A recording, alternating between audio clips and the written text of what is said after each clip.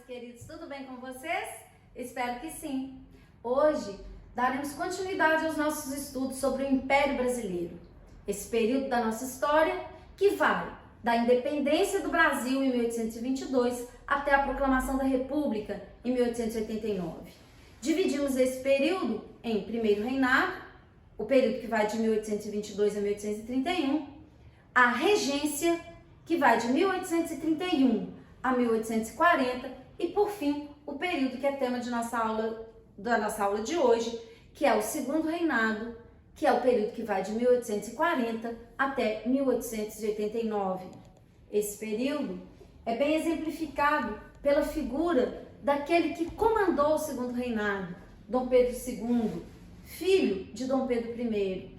Ao contrário do pai, do qual a fama não era muito boa, fama de mulherengo, fama de pouco dado às questões intelectuais, pelo menos esse é o estereótipo que se criou a respeito de Dom Pedro I, Dom Pedro II ficou conhecido como um grande intelectual, um homem refinadíssimo, um homem com uma vida privada extremamente reservada. Mas será que isso corresponde de fato à verdade? Estudos historiográficos recentes têm desvendado a vida pessoal de Dom Pedro II. E uma das coisas que se descobriu foi que, assim como seu pai, Dom Pedro também teve inúmeras amantes, embora uma dessas amantes tenha sido considerada o seu verdadeiro amor, a Condessa de Barral. Tema desse livro de Mary Del Priore, A Condessa de Barral. Um livro fenomenal, fica como indicação de leitura. Um livro que retrata justamente o romance entre Dom Pedro e a Marquesa de Barral, Luísa. Muito bem, esse período foi um dos períodos mais longos da história do Brasil. E as imagens retratadas a seguir, elas exemplificam bem a longevidade desse governo, mostrando um Dom Pedro quando assume, ainda adolescente, um Dom Pedro mais maduro e, por fim, Dom Pedro já em sua velhice, quando sai do poder. Ou seja, uma vida governando um país com toda uma trajetória de mudanças importantíssimas que são, até hoje, reflexos importantes na nossa história atual. O segundo reinado tem início com o fim do período regencial. O período regencial, ele termina com um tema abordado na nossa última aula, o golpe da maioridade. Vimos que o golpe da maioridade foi um golpe dado pelo Partido Liberal. Na verdade, estudamos também que haviam poucas divergências entre o Partido Liberal, que deu o golpe, antecipando então a maioridade de Dom Pedro aos 14 anos, e o Partido Conservador. O que explica isso é o fato de que, mesmo sendo o Partido Liberal favorável a medidas descentralizadoras, teria colocado Dom Pedro no poder. Ou seja, a única intenção do Partido Liberal e do Partido Conservador era chegar ao poder. Além disso, como a regência é um período extremamente conturbado, de grandes rebeliões, cabanagem, balaiada, sabinada, farroupilha, revolta dos malês, tudo isso assustava as elites. Elites essas que compõem tanto o Partido Liberal quanto o Partido Conservador. A frase abaixo, ela explicita justamente essa necessidade da elite de conter os movimentos revoltosos que vão, na verdade, ocorrer em praticamente todo o Brasil. É preciso parar o carro da revolução, ou seja, é preciso conter os movimentos populares, é preciso garantir a afirmação da aristocracia rural.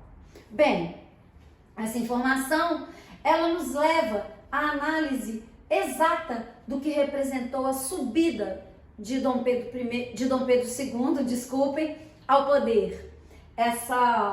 Esses versos anônimos, versos populares, ditos pelas ruas no Brasil, especialmente nas ruas do Rio de Janeiro, quando antecipada a maioridade de Dom Pedro II, explicitam bem o significado de seu governo.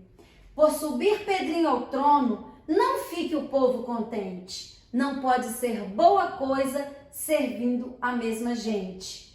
Quem põe governança na mão de criança, põe geringonça no papo da onça. Ou seja, os versos populares, eles explicitam justamente a permanência dessa elite no poder. E que Dom Pedro, ele serviria justamente para atender os interesses dessa mesma elite.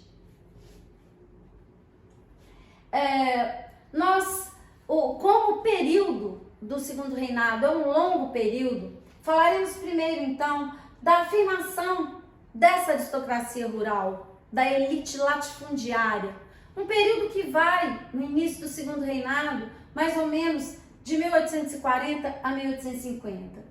Vamos falar aqui de fatos que são fundamentais para entender a dinâmica política do Segundo Reinado. E para entender isso, precisamos entender que, assim que Dom Pedro assume com ele aqueles que o levaram ao poder, ou seja, o Partido Liberal. Ao assumir o poder, Dom Pedro II montou o seu gabinete progressista, ou seja, o primeiro ministério de Dom Pedro é um ministério formado pelo Partido Liberal.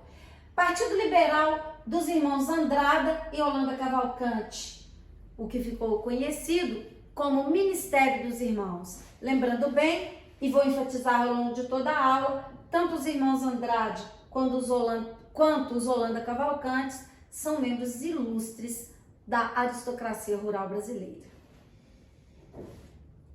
Bem, qual vai ser o posicionamento do Partido Conservador? Se o Partido Conservador foi alijado do poder, ou seja, não está mais no comando, lembram que a última regência foi a regência do Araújo Lima?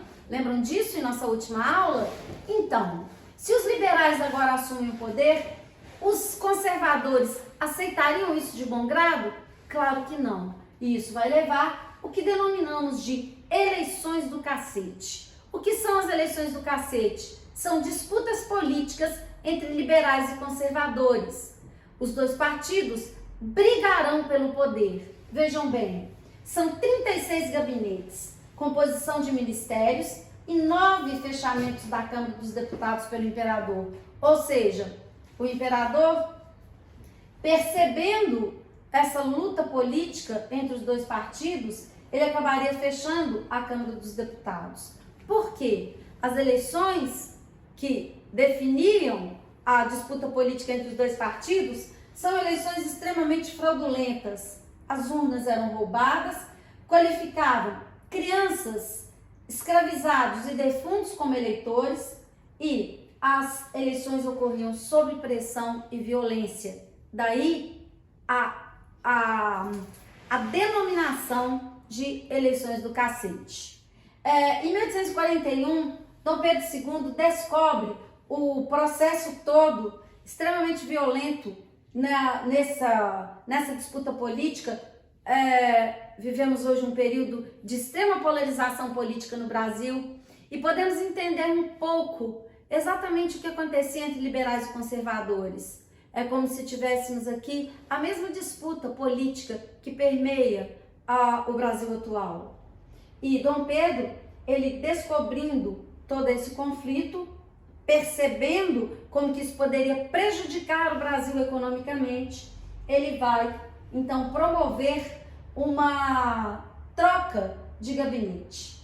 Ele demite o gabinete e coloca um gabinete conservador para continuar o processo de centralização política, aumentando a força do Estado sobre a justiça e sobre as províncias. Ou seja, o processo de centralização política, ele se caracteriza justamente no momento que Dom Pedro demite o Ministério Liberal e vai nomear um ministério agora formado pelo Partido Conservador. Na verdade, o que Dom Pedro inicia aí seria o processo político e o sistema político que caracterizaria o Segundo Reinado, o que veremos a seguir. Bem, essa imagem, ela vai explicitar justamente a questão do bazar eleitoral. O título da imagem, que é uma charge, é Bazar Eleitoral. São várias armas, e essas armas, elas vão explicitar justamente a violência das eleições. Não só a violência das eleições, como a fraude, ou seja, compra-se votos.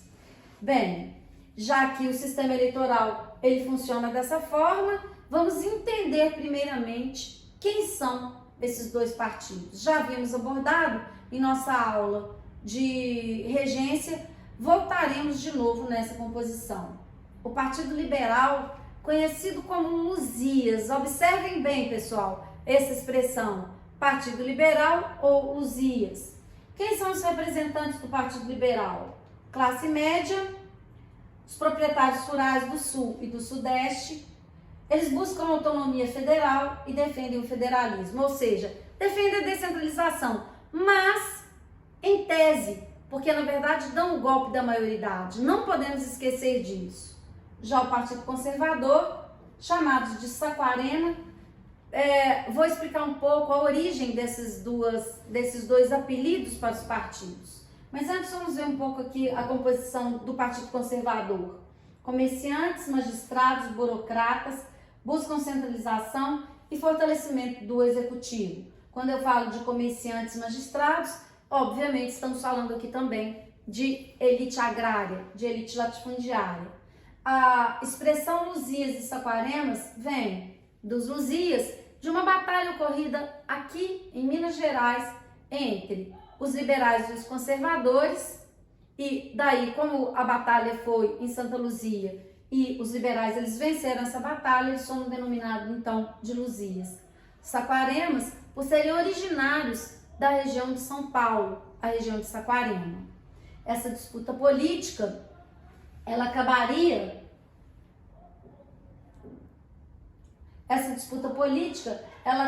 sendo explicitada pelo político Holanda Cavalcante através da seguinte frase: nada se assemelha mais a um Saquarema do que um Luzia no poder. Ou seja, já havíamos falado isso em nossa aula de regência, são farinha do mesmo saco, o que justifica os liberais terem dado o golpe da maioridade. Um grande beijo, espero que tenham entendido.